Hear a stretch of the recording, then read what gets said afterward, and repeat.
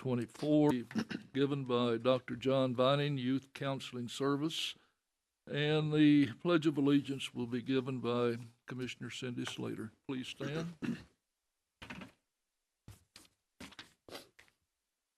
Our Father, we are grateful tonight for your goodness and your blessings to us. We are mindful of the condition of our world and of our country, of our county. I pray tonight for blessings upon this commission, that you would bless them with the wisdom, the knowledge, and the discernment of your Spirit. Help them know what to do and how to do it. We pray for ourselves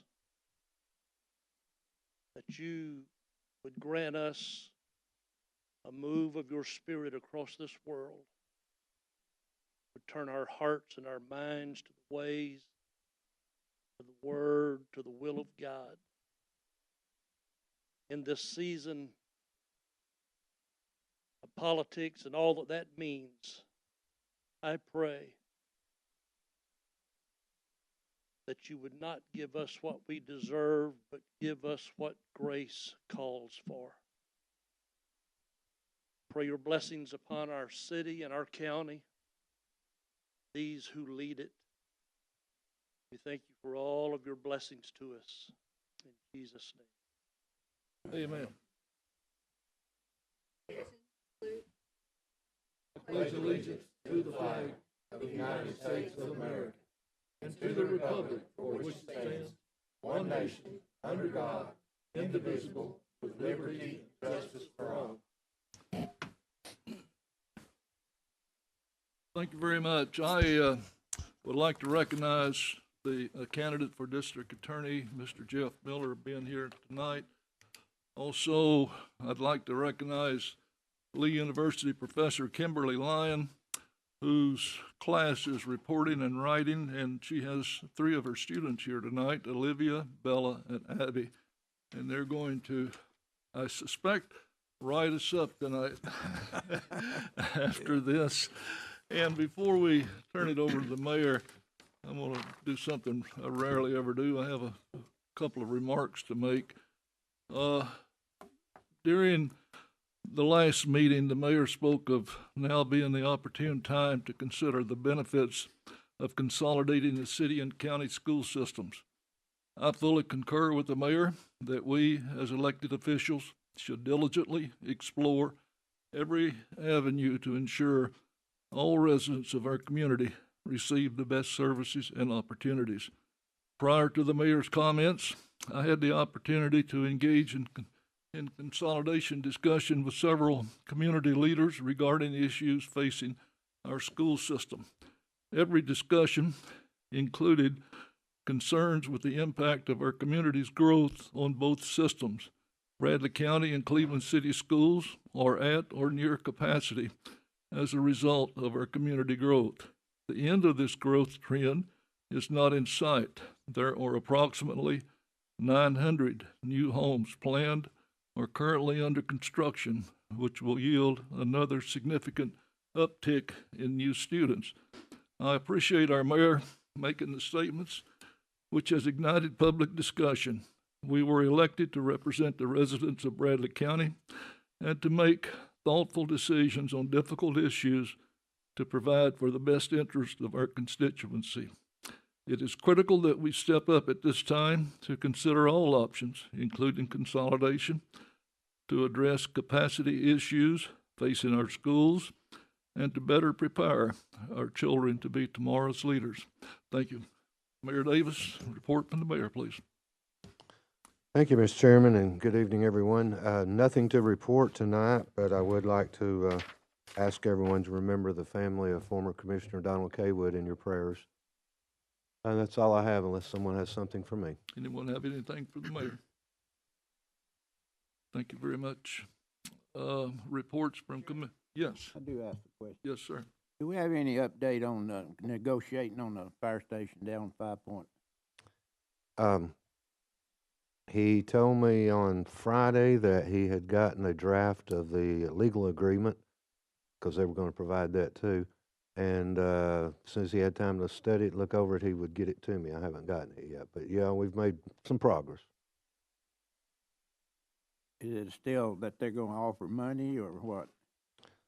The offer that we're working with them on is sort of like originally where they would build a building on our property. I was trying to think of the things that were mentioned in that meeting that we've negotiated them up for. It's a little bit larger building. There was 2 or 3 things that were added to it, but still in the works to, if it's agreeable, to build a building for Bradley County. Do you have any idea how much longer this gonna last, this negotiating with them?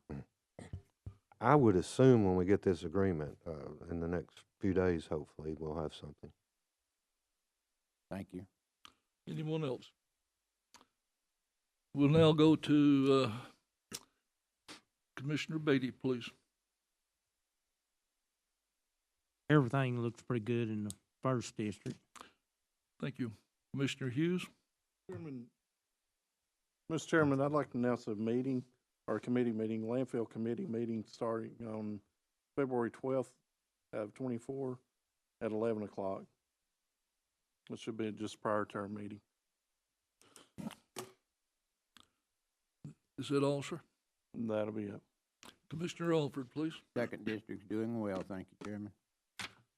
Commissioner Collins? Well, thank you, Mr. Chairman. District 3 is doing very well.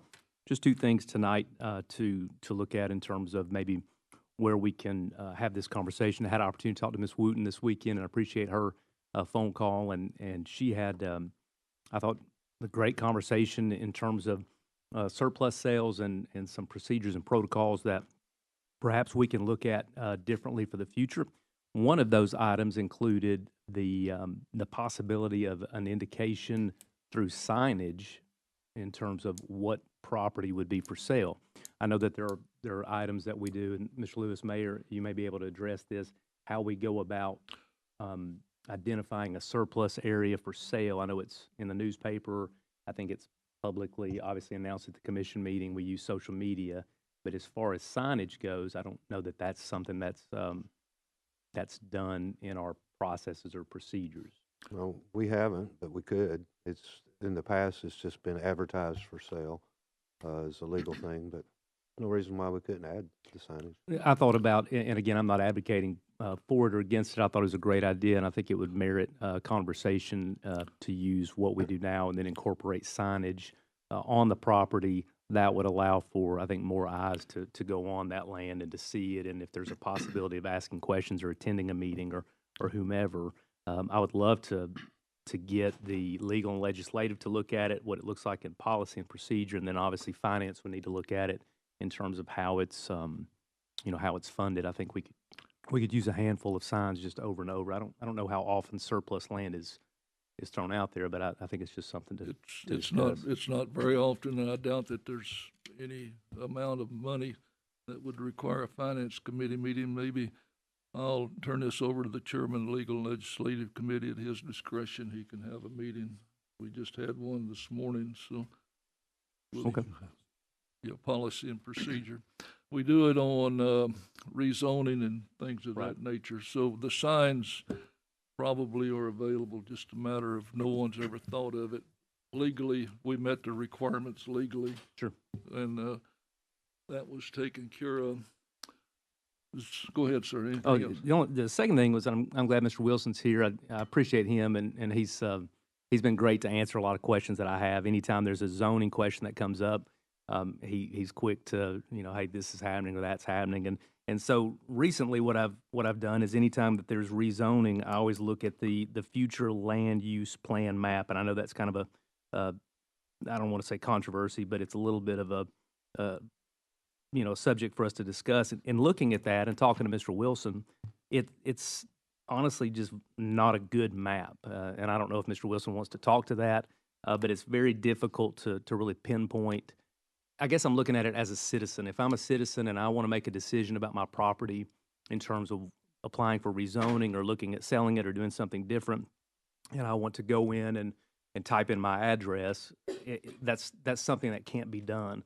I'm wondering if this is an appropriate time for us to look at really clarifying this map and making it more transparent for our community members and citizens so that they know, especially in light of, I mean, we're in unprecedented growth, 900 new homes, new industry. This is an issue that I think we're going to have to deal with, not just in the short term, but in the next 5, 10, 15 years.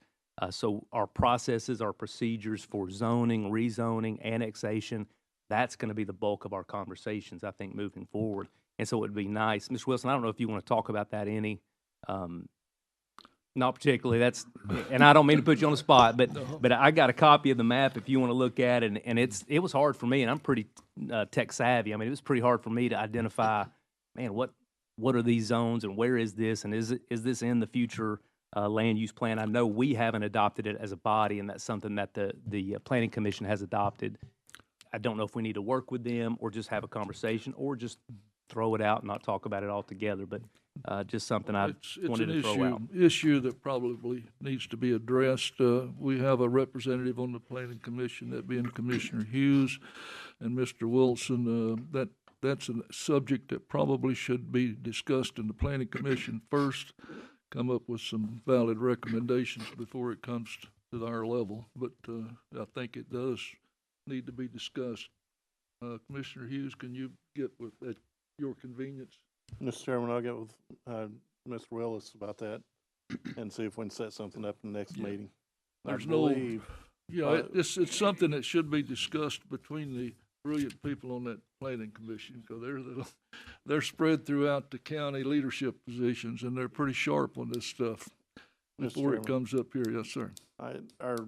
if I'm not mistaken, our meeting for this month has been canceled and it'll be put next month. Is there any way we can add that to the agenda on that? And then we'll just speak on it then. Thank you. All right. Anything else? Other than that, I appreciate you, Mr. Wilson. Thank you for always working with me. That's it. Thank you, Mr. Chairman. Thank you. Commissioner Winters, please. Thank you, Mr. Chairman. The 7th District is doing well. The 60 highway is now a thoroughfare. It's moving fastly, and the bridge is just about to be near completion, and we got some great things happening in the 7th District. Mr. Chairman, the Legal Legislative Committee met earlier today and discussed the information previously provided by the Commission to the Commission by citizens regarding the election office. We reviewed as a committee the Tennessee Code Annotated 212-201 and determined with the help of our county attorney that the Election Commission holds oversight authority over the election office. Therefore, we voted today unanimously as a committee to move the information provided to the Commission to the Election Commission and the State Election Commission. Mr. Chairman, I place on the February 5, 2024 voting session agenda a motion to confirm the Legal Legislative Committee recommendation to move all of the provided information to the Election Commission and to the State Election Commission. Secondly, Mr. Chairman, Commissioner Gilbert asked the committee to consider a letter to the governor, other officials regarding biosolids being brought to the Bradley County for disposal. Our committee voted to refer this matter to the Landfill Committee. So, Commissioner Hughes, please add it to your next committee agenda. I think you announced that today, and move forward with that. This is to get us on the cutting edge about biosolids and see the impact it might be here local, as well as to our neighboring county and neighboring state. That's all I have, Mr. Chairman. Thank you very much. Next, we'll go to Commissioner Gilbert, please. Thank you, Commissioner Winters and Commissioner Hughes. 4th District's doing good. Thank you, Bradley County Road Department, Cleveland City Public Works, and TDEC. Our neighbors down the road here are still out of school, and they're having trouble still with ice. And, man, our county and city showed up big. They done a fine job, and I'd like to thank them. That's it. Thank you. Commissioner Thompson, please. Yes, sir, Mr. Chairman. I guess I need to open my mouth. You open yours on this school thing. You keep talking about consolidation, what it would do. Listen, the county pays for their schools and the city pays for theirs. I don't know what difference it makes in money. But, of course, it's like now, if we build a school out there, we've got to pay the county so much, the city so much. And, of course, I don't think that's right either, but that's the way it's laid out. But still, when we start talking about consolidation, I don't like it and never will like it. And you can't tell me that it makes a difference in the cost. You still got to have a school to put them in. And the city's got schools and we got schools. If we need more room, then we need to build more schools. If we got growth out here, that's what we got to do. We got to add to the schools. We had it before, about several years ago. We had to add a lot of pods and a lot of additions to schools. Well, we might be in that shape again. We might have to start thinking about that again. If we got population growth, we're going to have more room. Well, it doesn't matter if we build on or the city builds on. We still got to build. We still got to pay. So, if you ain't never went through a big tax increase, you need to start thinking about this. Because you will go through a tax increase if we expand these schools, and we're going to have to. So, we need to be honest with the people and go ahead and get it out to them that it's on its way. And it don't matter if it's this commission or the next, but I'm sure it'll be probably this commission before it's over with. So I just had to say something about that because I was opposed to that quite a bit last week. And if I offended anybody, I apologize, but that's just the way it is. Thank you. We don't all have thick skin, Howard. We will get it.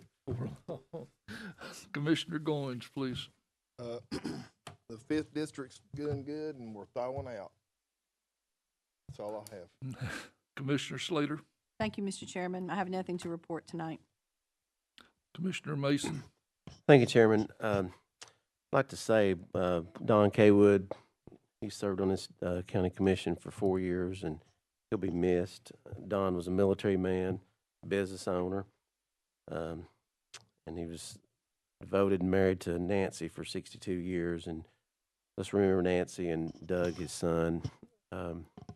We could go on and talk about Don, everything that he did while he was alive. So let's just remember the Kaywood family tonight. And a big thank you to Tom Collins, the road department, law enforcement, Bradley County Sheriff's Office, EMS, fire and rescue, and all the healthcare providers while we were snowed in.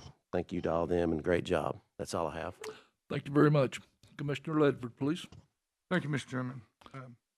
Mr. Kaywood was one of our constituents in our district, and he was a great guy, and he supported me well. He was a good guy. I also want to thank Denny for that good idea we discussed briefly. Talking to Ms. Wooten, that signage is a good option. I think that's a great thing that we need to do. Also, Bentley Thomas's father passed away. Let's condolences and prayers for him. And Mr. Chairman, if it's okay with you, I would like to call Miss Mary Wooten to speak to us about the article which I have in the paper about the SPCA. She'd like to come up and speak to us on that if it's okay. That'll be fine, Ms. Wooten. Try to keep it to 5 minutes if you could. If you can't, ask for more time and we'll probably grant it. Okay, the reason we're here tonight is because we want to clarify our meeting on January. I feel like there was some consistencies in January the 18th. Right up. Never at any time did we mention SPCA. None of us are against an animal shelter. I think it's wonderful. I grew up with animals. My dad was a veterinarian. My job was to clean the kennels, so you can imagine what I did. But at any rate, we do not feel like it's right to put this in a residential neighborhood. Each and every one of us are in full support of the animal shelter. However, put it in the proper. A dog's hearing is twice as sensitive as mine and yours. We hear between 20 and 20,000 hertz. A dog can hear between 40, and 60,000. So can you imagine what a dog would do right behind the fire department when they hear those sirens go out? They're going to howl for hours. New Street, I'm going to use my hand as an example. Property that we're questioning right there. Right here is New Street. There's 6 homes. Right here is Cross Street. There's 9 homes right there. Pruitt runs right around here. There's 14 homes there. Plantation right here. There's 16 homes. Mrs. Poole from her apartments there on Plantation to supplement her income. We have Brenda Gilbert, who has apartments on Truett. That is her sole income. She depends on that to make a living. When I make a comment, probably poor use of verbiage there, that if we go to war, we expect you folks to go with us. That merely means we expect your support. We voted for you, gentlemen, to support us when we have an issue like this come up. So that's all that we're asking you to do, is to support us. Makes no sense whatsoever that anyone would put a bid on a piece of property that's zoned residential and then expect you to rezone it. None of that makes sense. I'm sorry. That'd be like me going down here buying a park, drive through town. I say, hey, I'd like to have a house there. I'll just buy that and get the commissioners to rezone it. That's what that amounts to. Last but not least, I want you to know that we appreciate your time, and we expect you and ask you to fully support us in this. Thank you very much. Anyone have any comments or questions, Ms. Wood?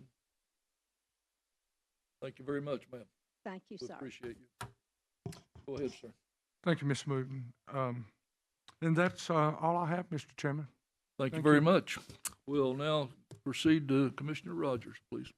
Thank you, Mr. Chairman. I want to follow up with Commissioner Gilbert and Commissioner Mason's comments as well, and just say thank you to the Road Department, Sheriff's Department, EMS, and everyone who kept us safe, and to the schools. I know it was a lot to have to go through multiple. I think it was going on 7 days off of school, close to that, and even more with that with the weekends and everything. So I know it was a lot to go on, and just want to appreciate everybody and what they did, and we're able to try and keep the roads as clear as possible. And appreciate the mayor for going along with TVA and their rollback, because it seems like we're still rolling back here in this courtroom today. So forgot my parka in the truck tonight. So we're preventing blackouts. Yeah, it's thank goodness. So that's all I got, Mr. Chairman. Thank you very much. We'll now proceed to the agenda items to be on next week's voting agenda.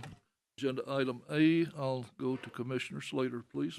Thank you, Mr. Chairman. As you recall, in our last meeting,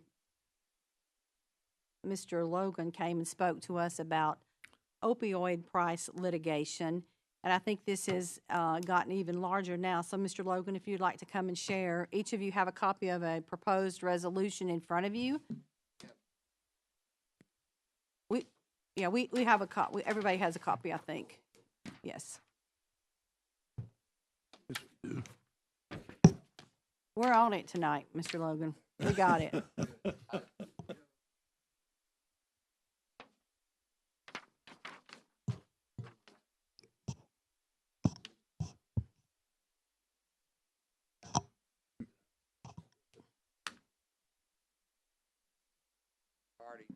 The individual who is chairing what we have now decided is the best option for us in what's going to be, and already is, multi-district litigation. The attorney who is the lead counsel for multi-district litigation filed the first lawsuit on September the 23rd of 2023. Other people have learned some of the information that I've become aware of, along with Ms. Jessie out of Greenville, Tennessee. Crystal Jessie is a marvelous attorney, but this is the foremost mass tort litigation specialist recognized by most people, who is heading up this litigation, and he's already filed the lawsuit on behalf of Schenectady, New York. It's filed in the state of New Jersey, and it is shocking. It's always a privilege to work with great lawyers from around the country. We've got good lawyers around this neck of the woods, but when you see who this is, you will learn that he was a summa cum laude graduate from West Virginia. He has moved to Puerto Rico, but he works all over the states. And the reason he moved is because apparently there's tremendous tax savings if you live in Puerto Rico. So it's just astonishing, some of the things that we learn about our government. What this is intended to do is what we did before with reference to the opioid. You will recall that we had resolutions from Bradley County, Polk County, about 5 or 6 different counties, which I was involved in, and I waived all of the attorney's fees after the state of Tennessee they got to be in control of the disbursements. I have not yet been able to, and you will note from the emails that I've been working on changing this contract for legal services. The resolution was pretty easy, I thought, in which you would authorize the mayor to sign the agreement which I've proposed to you. And if you don't, if you have the paper copies, fine. If you want one, I've got plenty of them. Now, what that contract provides is that there will be no expenses, and Mr. Fuller and his group are the ones who have agreed to front all of the expenses that will take place in terms of the litigation expenses. And there are no expenses which would be attributable to this for the responsibility of communities like Bradley County, Tennessee. I will know more about where the AG's office is because I haven't been able to ascertain. They've been busy and they've been closed, and they do not respond as quickly as folks do, even from New Jersey. So if you will consider this resolution, we will once again be in the forefront of the litigation. If we get an easy resolution of these cases without participating in the multi-district, and I intend to be a part of the multi-district council, which as some of you know about these class actions which are filed, and then multiple lawsuits because they're unique to our communities in terms of diabetes. We are now focusing solely on insulin and other drugs related to diabetic conditions. The information which has been developed is, and you can see that in some of the material which you've received. Many years ago, when insulin was developed, the person who developed it surrendered their patent in exchange for, and I don't recall, I think it was $1 that he surrendered his patent for the development of the drug of insulin. And now, my wife, insulin dependent diabetic. Many of you will have family members who are insulin dependent, and the cost for the insulin is running from $300 to $700, but the cost of production is $2. Now, my suggestion to you is that we have an opportunity to be at the forefront of this litigation. First lawsuit was filed, as I said, 9/20. I have a copy of the actual docket sheet in that Schenectady, New York case, which is in New Jersey, which is the home of most of these. It's the corporate headquarters, purpose of venue and jurisdiction over these manufacturers. We expect to be able to present additional drugs, but the determination of how much money is going to be recovered is going to be based on if there are additional ones that we are satisfied that we will have an opportunity to be successful in those lawsuits.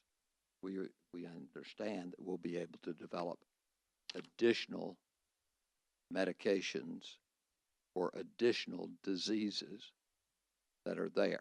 Now, if that doesn't come to fruition with enough information, then we will not undertake that. I believe that I should bring each of those back to you if we develop the potential lawsuit. The lawsuit itself is 137 pages long. I've got the first 10 pages or so that I'm happy to email to you. It is just a description of what cases. First, actually 15 pages I have, and I can email those to you. It's another large undertaking, but if whatever percentage we recover, if we recover, we will be being paid based on the number of people who are dependent on insulin in our respective counties. And those figures are readily available through the pharmacies and the pharmaceutical companies. So I think we need to be involved. If the state gets involved, they are going to do the same thing they wound up doing in the opioid litigation. I'll certainly advise you. And you can, I might even recommend to you that we go with the AG's office if they get the legislation, which actually was not the distribution of the opioid passed by the legislature, did not favor. We were the opioid express. And I don't think that disbursement enacted by the legislature fully thought out. You'll recall that most of that money stayed with the state, and the state then developed programs statewide dealing with the opioid. I'm happy to answer any questions. I apologize for my verbosity. I have a quotation I developed. Bartlett's familiar quotations will not publish. I think Vice Chairman Winters has heard me say it. Clarity is a term that we all know about. The actual quotation, very short. Verbosity brings confusion. Brevity brings clarity. Apologize, I've been too close. Questions? Anyone have any? Commissioner Rogers. Thank you, Mr. Chairman. Mr. Logan, always good to see you, sir. I do have a few questions.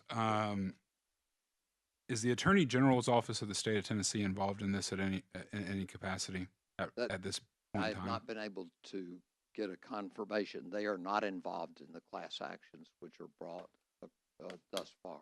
How many counties in the United States are a part of this class action lawsuit currently? Currently, I'm only aware of the one case, which I have that I'll provide you with a copy of the entire case. Is it the Schenectady? I think your assistant sent that over to us today. It's about 140 something pages, I think. So She sent all of it. So there are no other counties in the state of Tennessee currently that are a part of this class action lawsuit? Greene County has agreed to get involved. That's where Ms. Jessie resides, and we are trying to coordinate that across this. And I'm going to present it to Polk County, McMinn County, Monroe County, and the surrounding counties who joined us in the opioid litigation. And I'll try to take it statewide. And the reason for this, I would assume, is and what it says in this resolution is the legal claim against manufacturers, diabetic medication, and engineering kickbacks and other things, and improper price fixing. Do you know currently how many people in Bradley County are insulin dependent and use these? I know that those figures are available, and it is a huge number of our citizens. I'm one of them, so I don't know the specific number, but I know it is in excess of 3,000. And 3,000 people. In excess. Excess of 3,000. I suspect that if you looked around, everybody knows somebody. Many of you know somebody and know their families well. Mr. Chairman, I understand what we did with the opioid lawsuits and the litigation, and I understand totally about this insulin litigation as well. I have some more questions concerning this due to the fact that the state attorney general is not, and the state of Tennessee is not behind this yet, is that if Bradley County gets involved in this, potentially, what could this do to our legal ramifications going up against multi-billion multinational corporations as a single county in the state of Tennessee? Some of the questions that I have, I'd like to be able to ask our county attorney, and I understand that she's not here currently. I'm not a part of legal and legislative, but I would gladly attend a legal and legislative committee meeting to be able to ask those questions, whether in front of the public or in an executive session with our county attorney to make sure we're doing the right things. I totally understand, and if there's one attorney in this town and in this area that would do a great job, it would be you, Mr. Logan. But I also, as the county attorney who is responsible for looking after the county's best interest legally, there are just some questions that I think that I would like to ask her, in a meeting with other county commissioners there as well. So that's all I have. Could I briefly advise you, because you were not here, and when we began the opioid litigation and every state in the union got involved, we still could have collected attorney's fees on that portion that was coming here because we had a contract and had participated in it. As I said, I waived that. But what happened is the settlement went to a group of attorneys, and the fees were then developed. But there was a residual fund that was paid to not just the state of Tennessee. They reserved a portion, and there was a portion approved at the multi-district litigation that then was distributed to many of the attorneys around the state, around the nation. So we took care of that two ways. The legislature made a decision as to what the disbursement was going to be, and they enacted a statute for that. Now, but we still got available to us a fee as a part of it. Part of that fee was, and I think Mayor Davis may recall that, a part of that fee went to attorneys who had participated in litigation. So I think that your questions are valid questions, and I have no concerns at all about talking to Crystal. You and I can talk to her individually, but at this point, I'd like for us to get out front. If we get to the point where we reserve more money for our county, that's been the goal of Logan Thompson for at least 43 years. 10 years before that, I worked with another law firm. I'm good. Mr. Wooders. Jimmy, what is the timeline on this? We're talking about how many months, years down the road, or what do you see it? The opioid litigation took a total of about 5 years. Yeah. And the disbursements that are made from that fund are stretched out for a long period of time by the various parties who were defended. Right. So in that, my suggestion is this will be a minimum of 3 to 5 years, without question.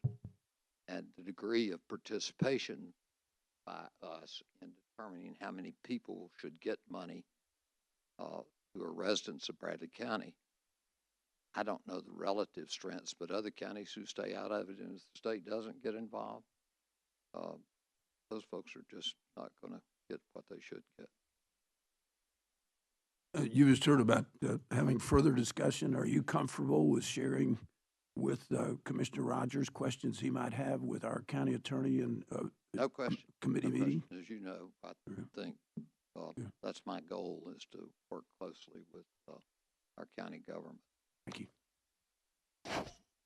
Commissioner Rogers, I'm going to ask Commissioner Winters to consider the Legal and Legislative Committee, look at it with the county attorney. Will that be fine with you, sir? That'd be great, Mr. Chairman. And let me just clarify real quick, if you don't mind, Mr. Chairman.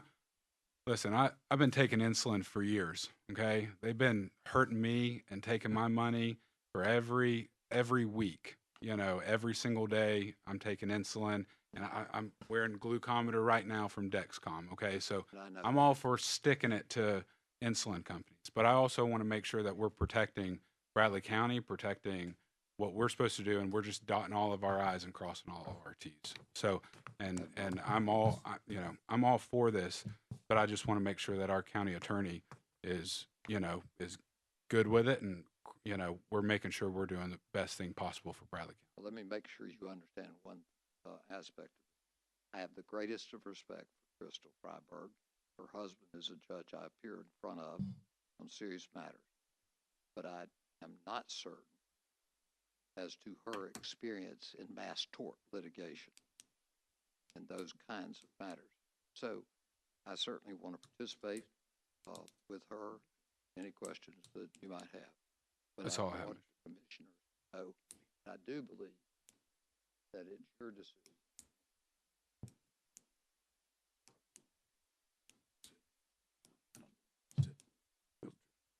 We're trying to set a time for the meeting here. That's what we're mumbling about up here. Just bear with us here for a second. Anyway, next week.